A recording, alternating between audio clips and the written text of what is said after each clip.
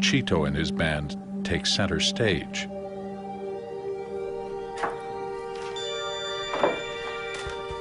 Al and Tim immediately focus on what Melissa thought might be the gunshot wound. Oh, how interesting. Look at this. It's almost as if they're two separate entrances. Yeah, you almost did have a trajectory line of 30, 45 degrees, maybe. It's hitting at some angle about like that. Yeah. So if we think energy-wise, it's got to be sufficient enough to pop a hole through the cranium, but not so energetic that you bust this up. I mean, if you took a modern 1,500 foot energy impact of a normal handgun, you don't get plugs like that. Those are fragmented. No, they're completely and totally fragmented. And little pieces of the bullet simply punches a hole through the bone, and it fragments the pieces of bone as it goes through. This isn't the case here. The intact plug of bone indicates an impact much less forceful than any modern gunshot. But it might well correspond to the much weaker impact of a 16th century arquebus. In fact, the bone plug itself carries a concave imprint highly suggestive of a musket ball. Remarkable, absolutely remarkable. Could this be a gunshot? It could be. To prove it, they'll have to use more sophisticated instruments, starting with a scanning electron microscope, or SEM. What we would want to try to do here is we'll do some scanning electron microscopy looking at this, and then if we find some small particulate matter, we can go ahead and we'll hit it with an X-ray, and that'll give us the elemental compositions. All the inside surface there. The results go beyond their wildest dreams. The edges of the hole in the skull and the entire surface of the bone plug are impregnated with fragments of iron, a metal sometimes used for Spanish musket balls. Standard X-ray procedures fail to see these iron particles because what ultimately we establish through the SEM is that these were very small particles that were actually hidden in these small fissures and fractures in the bone. Now Tim and Al have an image of what probably happened.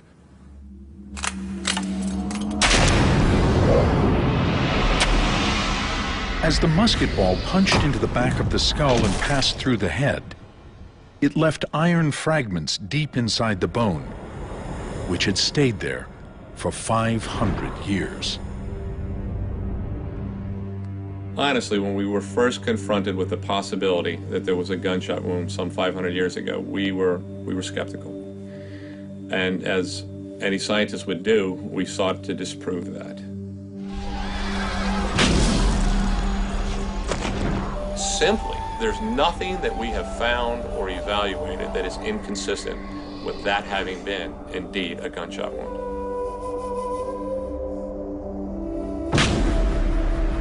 It's a remarkable discovery.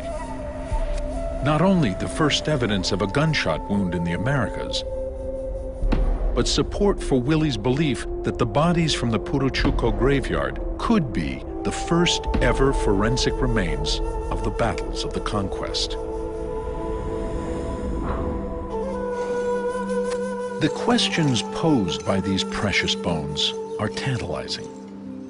What other stories do they have to tell? Who was Mochito? How did he and his people die?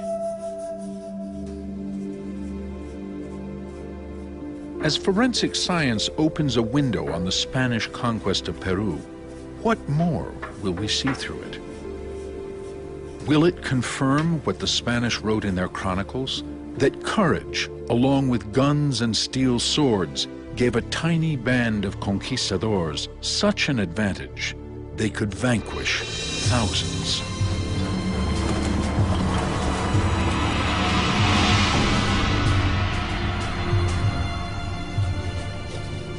Spanish chronicles of the conquest underplay one critical fact. When Pizarro and his conquistadors arrived in Peru, the Inca Empire was falling to pieces. It had been formed only 100 years earlier, when the Inca had spread out from their capital at Cusco to overwhelm the many different Indian chiefdoms of the region. By 1532, many of the empire's over 10 million inhabitants were fed up with Inca rule and all too willing to ally themselves with the Spanish in a bid to break free of Inca domination.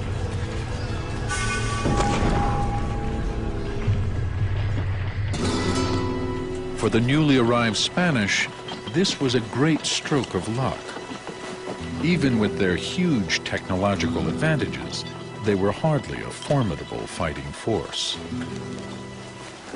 It's a mistake to think of the conquistadors as soldiers. They were not soldiers in the contemporary Spanish sense, let alone the modern American sense. They were adventurers. They were absolutely ruthless, but they weren't soldiers. Many of the conquistadors were illiterate, including Francisco Pizarro himself. From peasant stock in rural Spain, most were men of action, not letters. The task of telling the story of the conquest largely fell to scribes and chroniclers. Over the years, a sort of official version of what happened was composed. Historians and archaeologists have long suspected that in the process, facts were altered and some conveniently forgotten. The chronicles tried to justify the conquest. And in order to magnify the glory of the Spaniards, they exaggerate. The chronicles go to great lengths to paint a dramatic portrait of Spanish hardships and heroism, but largely ignore the help given them by their Indian allies. They recount a series of dramatic confrontations in which Pizarro's tiny band confront vast Inca armies and against all odds triumph. The most remarkable of these takes place only weeks after the Spanish arrive.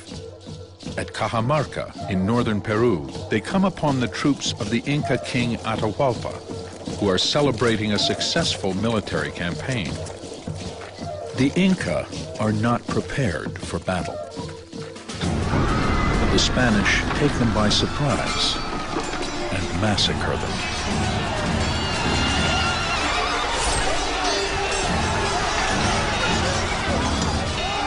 In the process, they take the king hostage.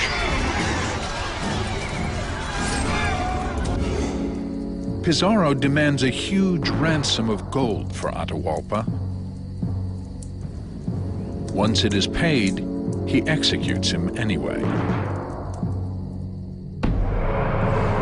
With the Inca world in shock, Pizarro pushes on to the capital, Cusco, which quickly falls to the Spanish. Within a matter of months, the Inca Empire is theirs.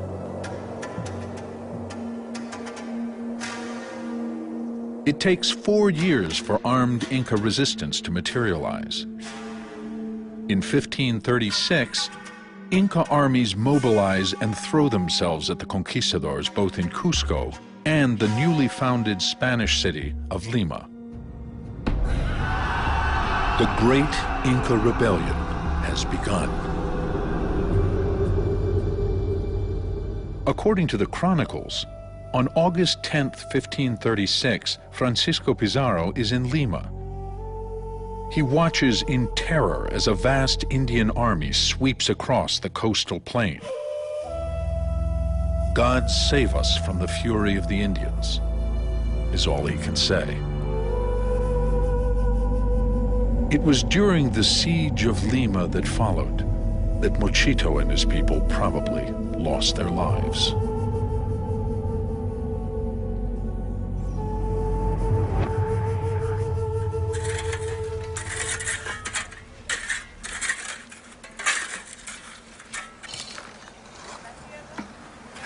The time layering or stratigraphy of the cemetery at Puruchuco tells Willie that Mochito's remains are from the very first years of the conquest. The only event that could explain the injuries and the stratigraphic position of this was the siege of Lima. In August 1536, the city of Lima is only 18 months old. Its few adobe houses are arranged in a grid system around a central square.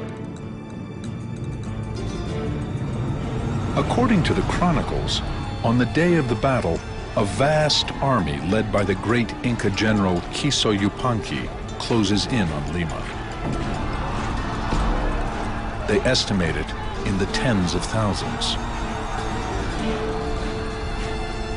Quiso is carried on a litter surrounded by his captains.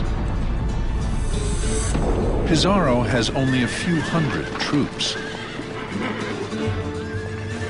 With the odds stacked against him, he decides to gamble everything on one desperate cavalry charge. The Spanish always try to kill leaders first because they know this devastates enemy morale. So the cavalry hacks its way through the Inca troops towards Quiso and his captains. In front of the Spanish charge, the captains fall back, exposing Quiso. He is killed in an instant. The Inca army retreats in disarray. In the picture painted by the chronicles, a handful of Spaniards have once again heroically defeated a huge Indian army. Lima is saved. But is that really what happened? Now, for the first time, we will be able to re-examine the Spanish version of events. Willie and Elena believe Mochito and his people were part of the Inca force that confronted Pizarro on that fateful day in August 1536.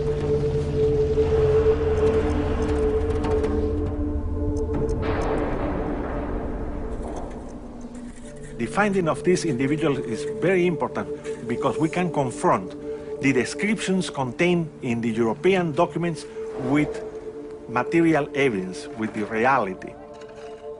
A sort of forensic work, no, in order to prove or disprove those narrations. Of all the burials found at Puruchuco, Mochito's stands out. His head had been wrapped in blue cloth.